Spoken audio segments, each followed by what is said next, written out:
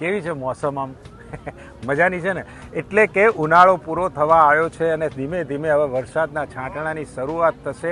જિંદગીની મોજ મસ્તી કરવી હોય તો પૂજન હોલિડેઝ દ્વારા હવે ડોમેસ્ટિક ટૂરનું આયોજન કર્યું છે. હું 21મીએ ગોવા જઉં છું. જો મારી સાથે પૂજન હોલિડેઝની સાથે જો આવવું હોય તો ગોવા તમે આવી શકો છો 21થી 26. અને સરસ મજાના પેકેજ ને એ બધાનું જાણવું હોય તો તમે પૂજન હોલિડેઝમાં ફોન કરજો.